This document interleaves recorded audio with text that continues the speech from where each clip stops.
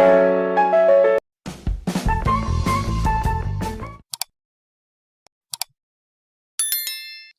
halo, apa kabar? Kembali berjumpa dengan saya sebenarnya dan Rocky Gerung dari Rocky Gerung Official. Salam 0%. Nah, Kali 0%. Selamanya 0%. nah, dan kemudian saya dengar ini ada beberapa milenial yang mengusulkan salamnya supaya lebih lebih dapat gitu, feel-nya dapat mengekspresi katanya salam donat kata dia gitu. Menarik ini. Donat itu ada filosofinya tuh. Ya. Donat artinya kan ada bolongannya di Ya. luar itu. Ya. Yang lebih penting memang sebetulnya bolongannya. Donat hanya disebut donat kalau ada bolongannya tuh. Oke. Gitu. Ya. Jadi pemilu hanya disebut pemilu kalau memang 0%. 0%. Gitu. Ya, saya kira kita persilahkan itu siapapun milenial atau generasi manapun juga membuat istilah-istilah baru, tapi sebenarnya pada intinya kita sepakat bahwa itu adalah 0%. Itu kita sepakatin soal itu ya, Bung Rocky. Ya. Nanti dibikin undang-undang juga tuh, undang-undang 0% versi milenial. Versi milenial. Oke. Nah, hari ini hari Senin, ini akan ada peristiwa yang saya kira sangat menarik karena Ferdinand Huta Heian, mantan polisi Demokrat itu kan dipanggil oleh polisi ini. Saya kira dalam kasus ini polisi bertindak sangat cepat dan karena isunya ini isu sensitif, jadi jangan sampai kemudian menimbulkan kekacauan atau keonaran lah kalau soal ini ya, Bung Rocky ya. Ya, ini orang-orang yang sebetulnya kalau ingin mewujudkan demokrasi, ya coba jangan sedikit-sedikit nyerempet ke situ tuh. Itu dua belah pihak juga jadi kacau kan, karena nanti juga dibalas dengan serpetan di soal-soal yang bersifat religius. Kita biasa-biasa aja sebetulnya. Itu pakai tata bahasa seperti tata bahasa konstitusi, tata bahasa demokrasi yang walaupun keras tapi tidak menyerempet-nyerempet soal yang nggak bisa dijelajah oleh akal pikiran. Itu soal agama, soal keyakinan segala macam itu semuanya ditunda. Jadi bukan ditunda karena dia nggak penting, tapi untuk menyehatkan demokrasi kita kembali pada ayat-ayat konstitusi gitu, bukan ayat-ayat suci. Ya. Dan saya kira kita juga mesti bisa membedakan antara mengkritik dengan mencaci maki. Itu kan dua hal yang berbeda gitu ya. Yang terjadi pada teman-teman para buzzer ini kan sering mencaci maki dan kemudian lama-lama offset juga. Karena narasinya kan memang seperti itu, narasi pembelahan selalu yang mereka sampaikan itu kan. Polisi akhirnya juga paham bahwa oke, balancing aja deh. Tapi dua-duanya juga buruk karena polisi dibawa untuk mempersoalkan hal-hal yang metafisik gitu, hal-hal yang berhubungan dengan keadaan batin seseorang, atau kadang-kala juga keadaan batin itu memang dipaksakan supaya ada basis untuk mengucapkan semacam ledekan. Jadi berbahaya sekali itu, apapun alasannya itu masuk dalam tema itu adalah tema yang buruk. Dan polisi jadi dibikin repot tuh karena ada tekanan publik, terpaksa mesti balik. Kalau ini ditangkap, nanti berkembang lagi kok yang sana juga nggak ditangkap. Kenapa yang ini doang itu? Terus menerus itu. Ini kita ngomongin tentang 0% terus menerus. Ya. Saya kira kita mesti hentikan itu kebiasaan adu mengadu karena caci memaki tadi. Jadi enggak hanya pada buzzer, ini pada kelompok yang menjadi penentang pemerintah, kelompok oposisi. Saya kira kita juga mesti sadar, mesti sepakat untuk menghentikan narasi-narasi kebencian, ujaran-ujaran kebencian itu ya. Oke, kembali ke topik semula, biarkan dia menghadapi prosesnya gitu. Dan sebaiknya saya sih usul kalau kemarin gitu, kalau buzzer nih gampang kok sebenarnya dihentikan, di kerannya dan di hulunya ya ditutup. Kalau di hulunya itu betul. Ya kan. Masing-masing punya kakak pembina. Ya.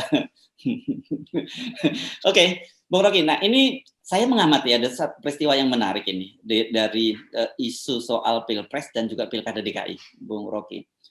Ini saya sampai pada satu kesimpulan kelihatannya ya, bukan salah kesimpulan, ini dugaan ini kelihatannya Pak Jokowi sama Bu Mega mulai disimpang jalan ini. Terutama kita lihat ini saya menduganya begini kan, karena juru bicaranya dari PDIP itu kan Sekjen PDIP Hasto Kristianto, ketika ditanya oleh wartawan soal elektabilitas Ganjar sekarang yang paling tinggi gitu. Dan kemudian dia membuat penjelasan kepada media bahwa untuk menjadi seorang capres itu tidak hanya dasarnya elektabilitas, dalam soal modalnya elektabilitas, banyak modal lain. Sampai di sini saya sepakat sama Hasto. Gitu. Kedua, dia bicara soal pertanyaan soal ini soal Gibran yang disebut-sebut sebagai salah satu kandidat kandidat gubernur DKI Jakarta. Dia menyebutkan dia harus ya Gibran harus menyelesaikan dulu lah tugasnya sebagai wali kota. Dalam hal ini sepakat lagi, meskipun motifnya tentu saja berbeda. Oke, Bung Rocky. Juga begitu dulu tuh ya, PDIP nggak bilang dulu sih hal yang sama. Ya Pak Jokowi selesaikan dulu keguberneran, baru pilih jadi presiden. Kalau dia bilang itu dulu, nggak terjadi hal yang sekarang. Nanti Pak Jokowi bilang, kalian juga bilang saya nggak apa-apa, pindah langsung gubernur ke presiden. Jadi nggak apa-apa juga saya angkut anak saya dari Solo langsung ke gubernur walaupun belum selesai. Jadi inkonsistensi itu yang ada di jejak digitalnya. Tapi oke, untuk hal yang bersifat taktis strategis kita dukung Hasto. Bahwa memang itu belum waktunya. memang tidak cukup modal elektabilitas saja gitu ya. Iya, tidak cukup modal elektabilitas itu. Dua modal lain masih dipersoalin modal intelektualitas, modal moralitas itu, dan modal itu juga harus kita pasangkan pada orang-orang yang hendak diusung oleh PDIP ke DKI, sama juga itu poinnya sama. Oke, saya kira tapi mungkin gini, kalau saya melihatnya agak berbeda nih Bung Rocky. Saya melihatnya mungkin PDI belajar dari kesalahan pada Pilpres tahun 2014, gitu ya. Kan sebenarnya kan kita sudah tahu bahwa pola Ganjar ini, apalagi kan kita tahu sebenarnya sekarang pendukung-pendukung Ganjar ini juga relawan Pak Jokowi. Ini polanya nggak beda jauh dengan track yang mau diambil oleh Pak Jokowi pada waktu itu.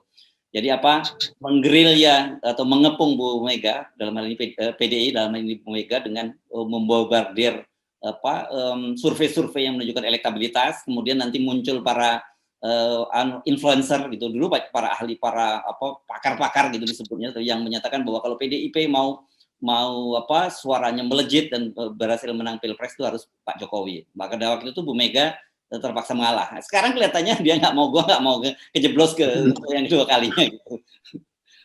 Ya, Ibu Mega tentu ingin agar supaya persoalan internal PDIP sebaiknya nggak usah disurvei. So kalau disurvei itu terlihat bahwa hal buruk ada di dalam DPP itu. Jadi kemampuan Ibu Mega untuk mendeteksi hal yang secara intuitif sebetulnya membahayakan partainya sekarang mulai terlihat. Walaupun kita nggak tahu, kok Ibu Mega nggak pernah ngomong ya dalam beberapa minggu ini tuh. Apa beliau sehat, semoga sehat itu. Dan itu menandakan juga orang bertanya-tanya, kenapa yang ngomong terus ini Hasto itu. Ibu Mega kemana?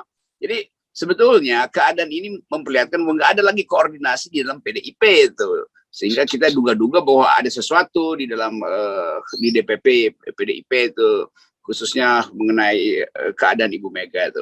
Nah, keadaan itu yang mungkin menyebabkan Pak Jokowi merasa ya udahlah, mending saya beroposisi pada Ibu Mega. Jadi bukan Ibu Mega yang sekarang beroposisi pada Pak Jokowi.